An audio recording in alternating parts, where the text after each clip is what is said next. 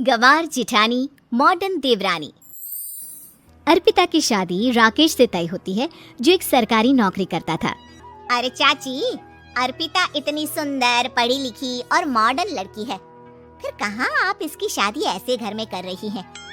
अरे लड़का सरकारी नौकरी करता है, इंजीनियर है, खूब कमाता है, खूब मेहनत की है लड़के ने इस नौकरी के लिए।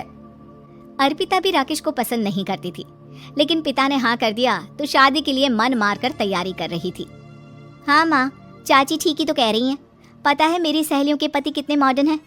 अरे देख बेटा, तू मॉडर्न है ना, वो पढ़ने लिखने वाला गांव का होनहार लड़का है, तू जैसा रखेगी रहेगा। अब तक कोई उसकी केयर करने वाला नहीं था, है तो सिर्फ एक भाई भाभी, और माँ पिता तो गांव में ही रहते हैं। अर्पिता का मुंह बन जाता है। वो पिता के फोन से राकेश का नंबर लेकर उसे मिलने के लिए बुलाती है। आज तो मैं उसे साफ साफ मना कर दूंगी, मुझे नहीं करनी शादी। शक्ल देखी है, ना कपड़े पहनने का तरीका है ना बोलने का। अर्पिता राकेश से मिलने जाती है। अब क्या हो गया, आपने मुझे अर्जेंट मिलने को बुलाया, सब ठीक तो है ना? हाँ सब ठीक है, पर मैं आपसे कुछ कहना चाहती हूँ, आप ना इस शादी से मना कर दे। राकेश की आंखें अर्पिता की इस बात से लाल हो जाती है। वो रोंधे गले से कहता है, लेकिन शादी की सारी तैयारियां हो गई हैं, मैंने आपके साथ एक अच्छे भविष्य का सपना भी देख लिया है, ऐसा मत करिए प्लीज। माँ पिता के अलावा मैंने किसी को दिल से अपना माना है तो वो आप ही है। देखिए, मुझे आपसे कोई समस्या नहीं है, लेकिन आप मेरे जैसे नहीं हैं। मैं मॉडर्न लड़की और आप। मैं आपसे वादा करता हूँ, जब तक आपके लायक नहीं बन जाता मैं कभी आपसे बीवी का हक नहीं मांगूंगा। अर्पिता राकेश का प्यार देखकर पिघल जाती है और शादी के लिए हाँ कर देती है। दोनों की शादी हो जाती है, लेकिन शादी के बाद राकेश की भाभी, जो कि पूरी देहाती थी, ए राकेश, उठ, जब पानी भर कर ला और तेरी बीवी को बोल के चूल्हा लगा दिया है, रोटी बना ले। क्या है ये सब, और तुम्हारी भाभी इस तरह चिल्ला क्यों रही है? क्या करूं, भाभी ही खाना बनाती है और मुझे पढ़ने के लिए इस घर में रखा, तो मैं घर का सारा काम कर देता हूँ। अब तुम आ गई हो, अपने तरीके से देख लो। ये मकान तो तुम्हारे पापा ने बनवाया था ना शहर में, ताकि बेटा पढ़ाई कर सके। हाँ, पर भाभी ही पूरे घर में रहती है। ठीक है, देखो अब। अर्पिता बाहर जाती है। सूट पहनी अर्पिता को देखकर जेठानी का पारा हाई हो जाता है। ए शहर की हीरोइन, यहाँ ना चलेगा ये सब, समझी?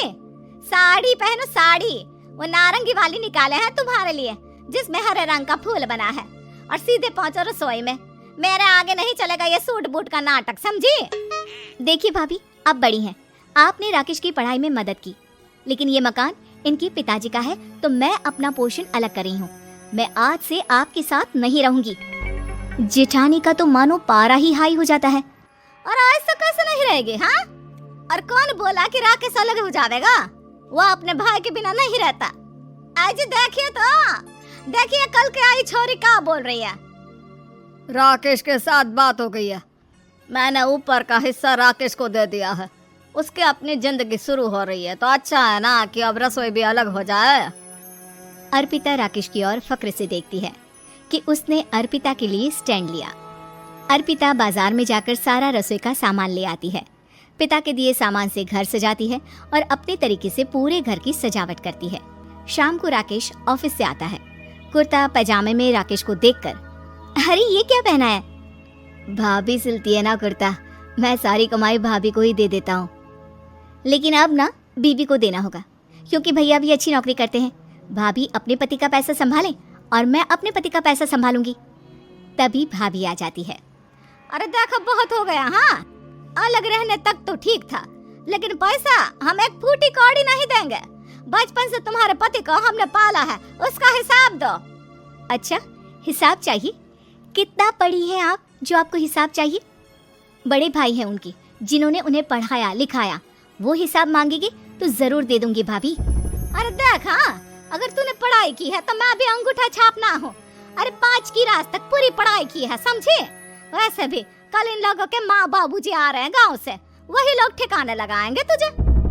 अगले दिन सास ससुर आते हैं, दोनों बहुत ही सीधे लोग। अच्छा किया जो ऊपर के हिस्से में राकेश की गृहस्थी लगा दी, अब दोनों बेटे अपना अपना देख ले। छोटी बहू कहाँ है? अरे बहुत ही चालाक है माँ जी, ऐसी जबान चलाती है जैसे दर्जी कैंची चलाता है। वैसे बहू तुम भी कम नहीं थी। और सुनाओ। तभी छोटी बहू सास ससुर के पैर छूकर उन लोगों को चाय और नाश्ता देती है। माँ जी, आप थक गई होंगी, मैं खाना लगा देती हूँ, ऊपर आ जाइए चाय पीकर। अरे बस बस, यही रहेंगे वो, क्योंकि बड़ी बहू मैं हूँ। हमेशा से इनके माँ बाबूजी मेरे पास ही आए हैं। चलिए माँ जी, आप ना किचन में खाना बनाइए, मैं जरा बाजार होकर आती हूँ और फिर साथ में खाना खाते हैं। जेठानी बाजार निकल जाती है और सास ससुर बेचारे घर पर अकेले। फिर दोपहर को, माँ जी, मैंने आप सभी के लिए खाना बनाया है। माना मैं छोटी हूँ, लेकिन अच्छा लगेगा अगर आप लोग मेरे साथ रहें।